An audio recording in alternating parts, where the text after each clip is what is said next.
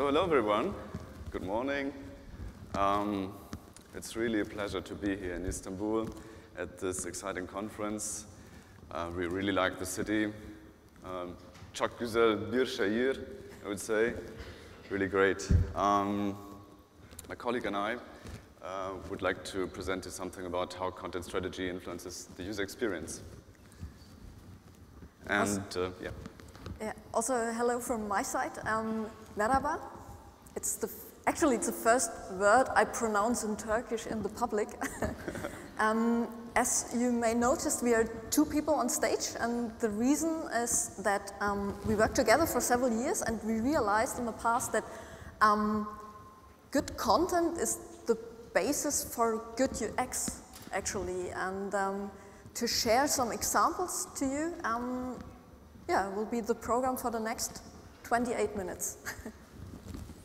So, what is this thing with content all about? So it's definitely not content for search engine optimization's sake. So what you see here is Google's standard example for a bad keyword-stuffed website. So for a long time, content and it has been seen as something like a byproduct when developing a good website, and something that comes afterwards with what people do when the UX work is done.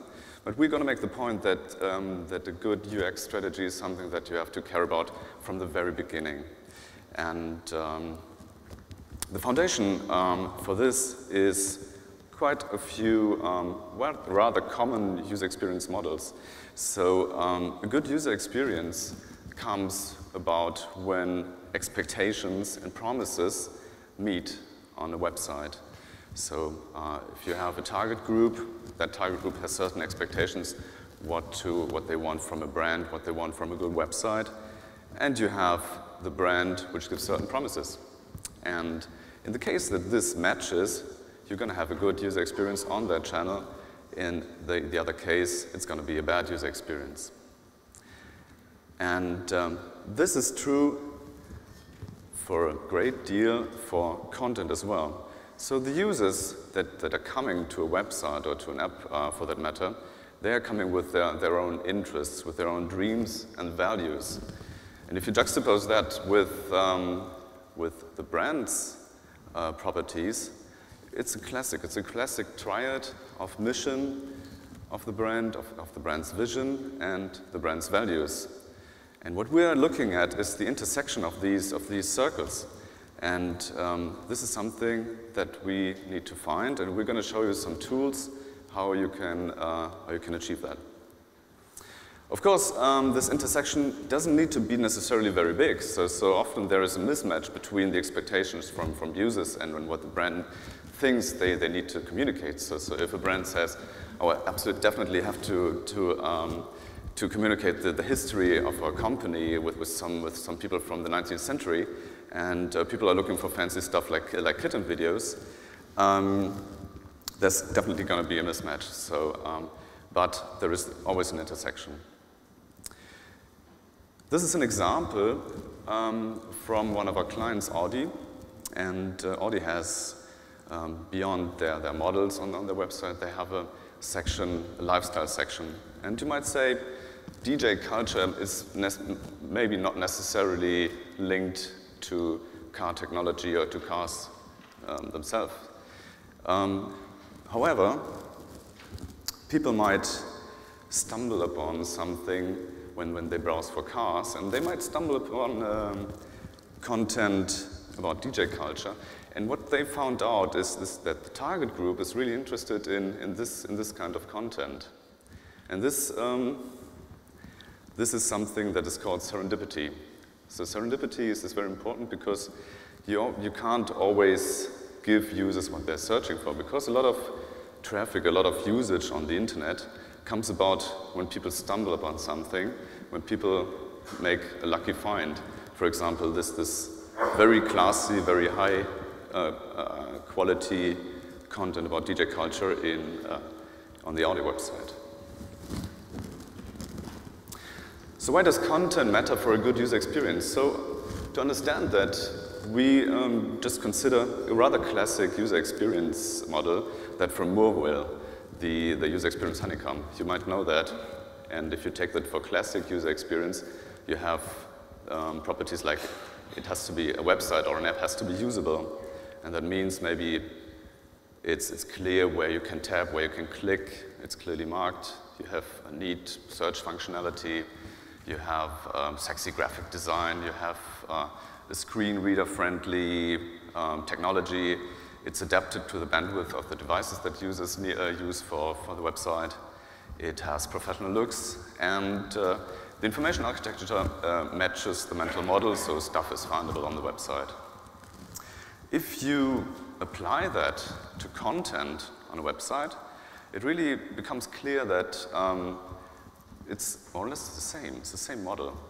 So we have to care about that the text complexity is adapted to the target group. The text needs to be effective and efficient to read.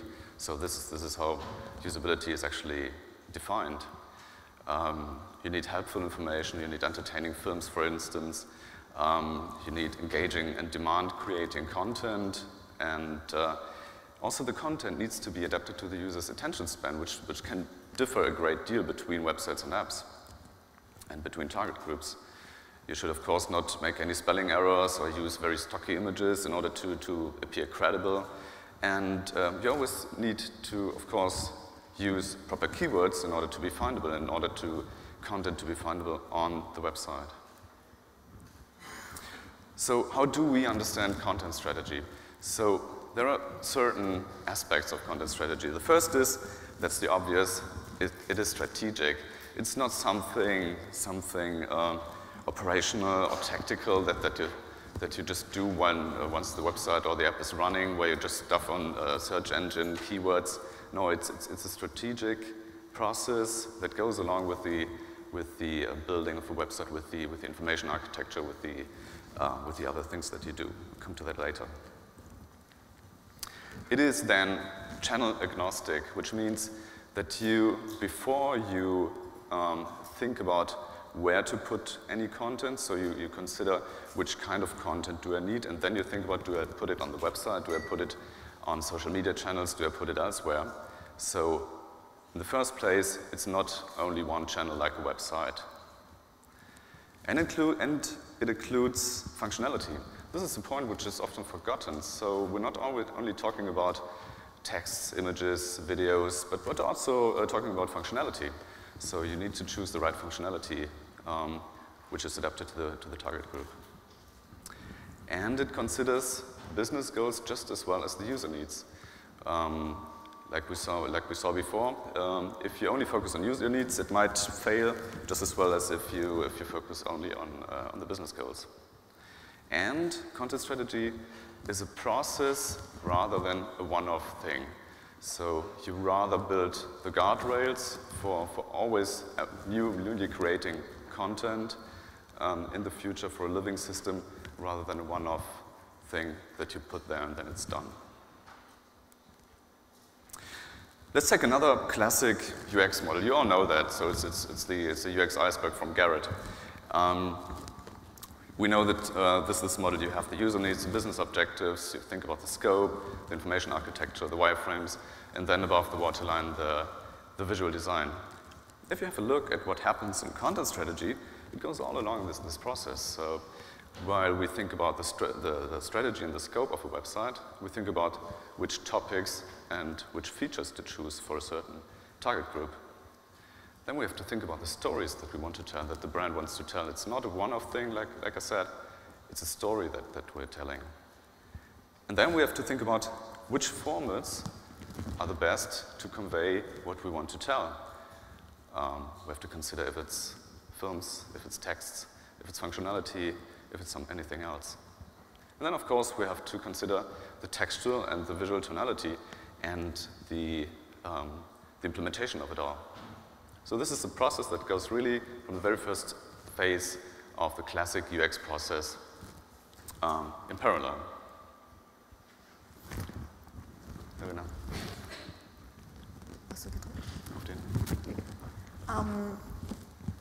What we want to focus for today is to tell you something about how to evaluate the user need. Beside of comparing user need to business goal, this is the most of the challenging parts of a content strategy. What does my user looks for and is looking for in the web, on the website? What is the content he needs? What is his behavior in the web? What is his knowledge, his attitude towards a brand? And for evaluating the user needs, which is a basis for the content strategy and the UX strategy, the business goals serve as a basis. What a company desires when creating a website, this is the fundament of the user need, because what a company does not want to communicate, this is nothing which could be then relevant for the user. So user need or the user needs should be evaluated before starting a content production, and this is a point also my colleague also made in the last 10 minutes. So this is something, a strategic part before we decide which formats, which type of content. And I have an example with me. This is a client of our agency. It is a bank. It is a bank which acts globally and which offers the opportunity for users to transfer money. And they have a clear business goal when they came to us, please do a content strategy. And we have one business goal, this is increasing the number of account registrants. This is something which was very clear, and what they produce, content-wise, was sale. It's like today it's cheaper than yesterday, so register now. Tomorrow we have a 5% discount, so register now. This was the kind of content they produce, both on the website and on social channels, on apps. This was the only scope of was the only content scope they had. What they did not have is any target audience insights. So they were wondering why the number of registrants stagnated over time. They even lose market shares to competitors. And what we did in the first instance was to have a close look. What is the user really looking for when it comes to using such kind of service? And what we did in the first instance, this was very interesting, we did a social listening. It's something, the method I will explain later on. We did a social listening, and we have first our client, the bank, and the first 3 topics the brand was associated to was risk, danger, and fraud. In comparison to the competitors, on the right-hand side, the first competitor, there was recommendation, people looking for general information, how to use the service. They're looking for brand information. The second competitor, the first topic was recommend to a friend, mentioned as a payment option. So what we realize here, we have a huge gap between what the brand wants to tell, or is actually telling on the web, and what the user is associating with the brand. And the main audience insight was the user do not register because they do not trust the bank. So then the content completely changes. The content focusing on what was focusing afterwards on building trust, improved the image of the brand. So the content scope was totally different after we evaluating the user need. And there are 3 methods to get there, to learn more about the users. The one is the behavioral data. I mentioned it in the last example. One example is a social listening. We have media studies as a method to learn more about the users. And the third one is user research. There are also several methods for the topic of user research we can use to learn more about the users. Behavioral data. There are 3 methods for evaluating behavioral data. The first one is search analytics. The second one is the social listening, as I mentioned before. And the third one we call platform insights. For search analytics, we actually use the behavior of users in search engines. So we are looking for the keywords users type in, brand keywords or topic-related keywords, and then cluster it into, I don't know, we build clusters on these keywords and then learn about the content the user is looking for on the search engines. So this is a good way to learn about the user behavior in one very specific part of the web. The second one is the social listening. I go into more detail afterwards. It's the evaluation of user needs, especially in the social web. Social web does not only mean Facebook, Twitter, YouTube. It also could mean blogs, forums, any data that is available for the public. So it's not in closed forums, but everything that could be scrawled in the web. And the third one is platform insights. Platform insights means that you have a close look on your own data. For example, website analytics, insights from if you're using an app. So anything that belongs to you and to your company. There are different tools to do that. Obviously, learning more about search or user keywords is Google AdWords, or for example in China it's Baidu PPC, it's kind of similar to Google AdWords. Social listening, these are only two of, I think, tons of tools used out there. It's TalkWalker and BrandWatch. I think they are the most popular ones, at least in Europe. And for platform insights, you can use like Adobe Analytics, WebTrack, Google Analytics, all these kind of tools that allow you to get more insights on the data or on the user behavior on your own channels. A bit more details on a social listening, because this was the first example I show you with the bank and the money transfer service. This is the output of a social listening if you just type in a query. A query usually consists with a mixture of brand keywords or the brand's name, brand's topic, with different ways of including typos, for example. So we have a query, it consists at least 30 or 40 keywords, and then this is the output of a tool.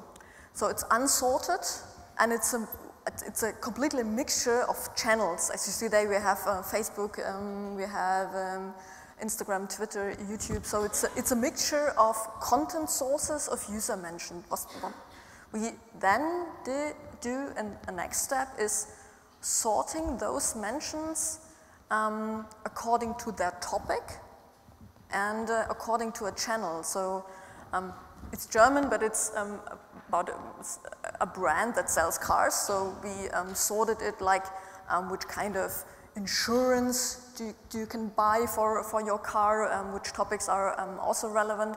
And then we sorted it per channel. So we have their forums, Twitter, Facebook, and this gives you a first indication of where to publish the content afterwards. That was, I think, the fourth step of this Iceberg model. Think about the topics first and then decide where to publish them. And this can also give you an indication or a guideline which channels are the most relevant for the users. And then in the third step, we sort the topics according to their volume. So the first row is this topic which gets the most brand mentions in the web. And then you can do a kind of tonality check. Is it a positive mention? Is this a neutral or ambivalent mention? Or is it a negative one? And then you have, as a brand, an idea, okay, which topics are relevant? How are they discussed in the web? And do I want to produce content to support the more positive topics?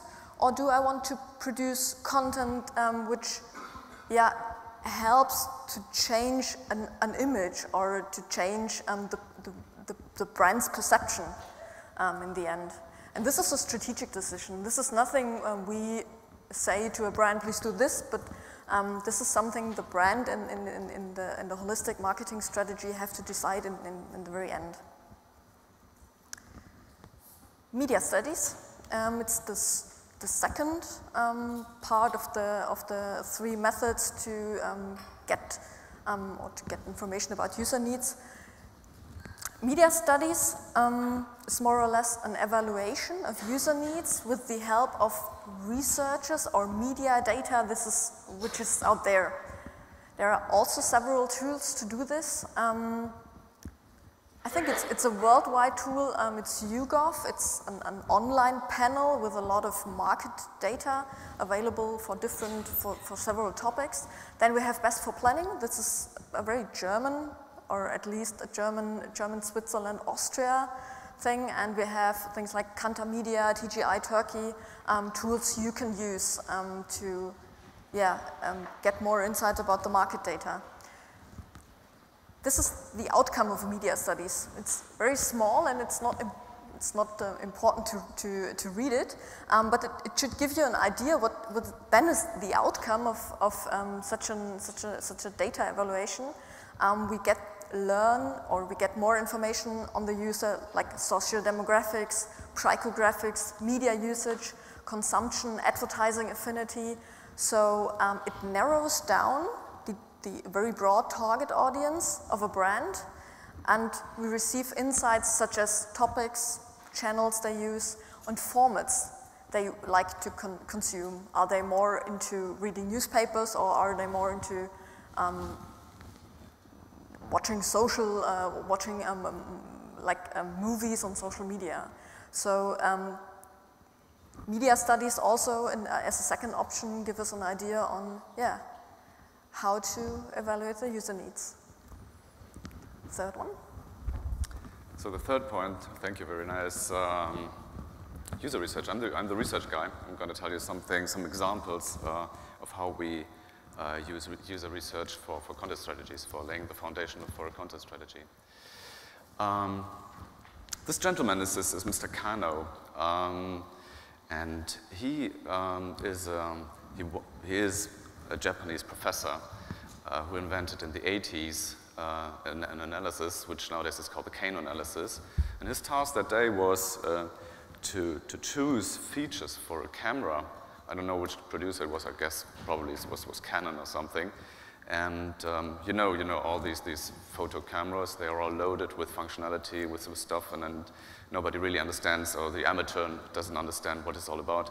So his task was to choose which features put in there so that the camera sells best and that it best serves the customers. And we're using this kind of analysis quite frequently today to plan functionality and content for websites and apps.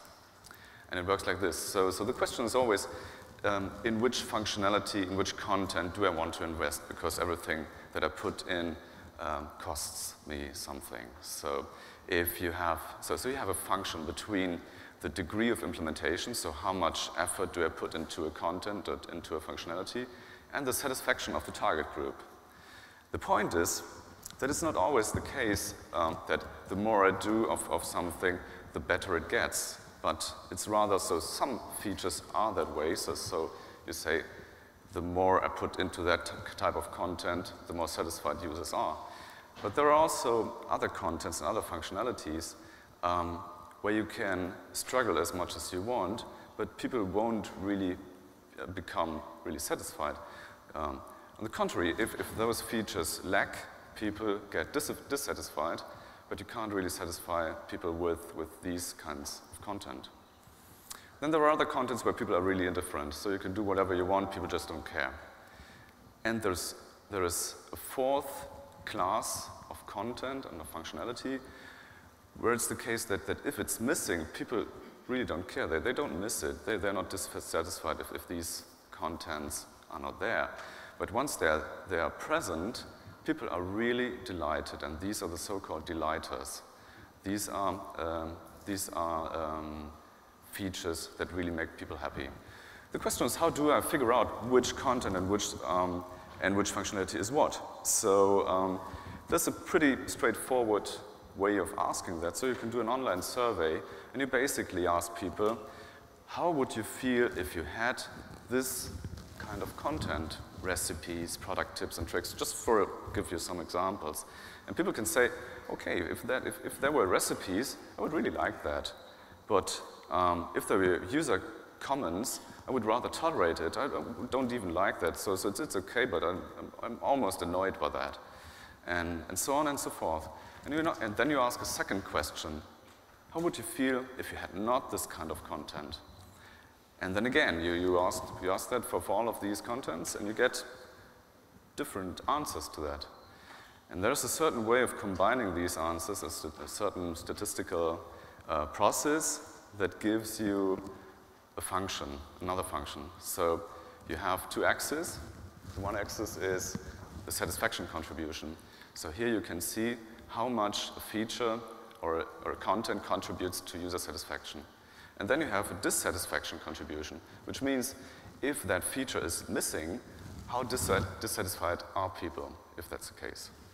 And then you can put all the features and the functionality that you have surveyed before into that, and each gets its place. And then you just put across there a crosshair, and you get 4 sections. And from these sections, you understand what class is what feature. So on the left, on the bottom left, you have the indifferent features. So people don't care if they're not there, but they're not satisfied either. So you can just skip that stuff. Then you have the basic functionality and the basic contents. Those need to be there in order to not create dissatisfaction. Then on the upper right, you have the performance, so so-called performance contents, where those contents should be there because it makes people happy. And then on the upper left, these are the delighters. You can spare the delighters until the end because nobody misses them, but once you put those delighter contents on the website, on the app, people get really happy about that.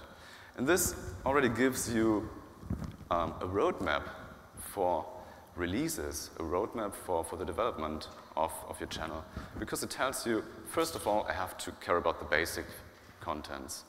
Then come the performance contents, and in the end, when I'm done with that, I'll take the delighters, and I'll skip the indifferent content. And it already tells you what could a minimum viable product be. So because you just start with sectors 1 and 2, and then going on with the next release, you put the delighters on top. That's a very neat analysis that can really give you a good strategy how to go about with content and functionality. Another example, this is a client of ours, Mercedes-AMG. Mercedes-AMG is the tuning company which makes really fast cars, which takes ordinary Mercedeses and makes them really racing cars. And they have a rather special target group, so very rich people who like this kind of cars.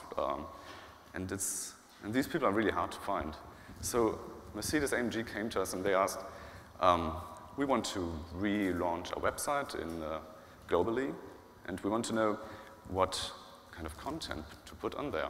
Their main markets, to be analyzed, were the US, Germany, and China, and we thought, how can we do that? So we established online forums for 2 weeks in all of these 3 markets, and we were able to really pick and choose very targetedly Mercedes-AMG drivers, which are very seldom to find, but it really worked. So all of these people are Mercedes-AMG drivers from the US, Germany, and China. This is what they look like in case you ever wondered. And what they did is, for 2 weeks, they thought about what does come to my mind when I think about AMG. And they gave us these collages from China, for instance, where they said, okay, this really comes to my mind. I really love AMG. I love the engines. I feel this way and that way. And this was the first step in order to understand what emotions come to mind when people think about their beloved brand. This is another example of pictures that they sent in.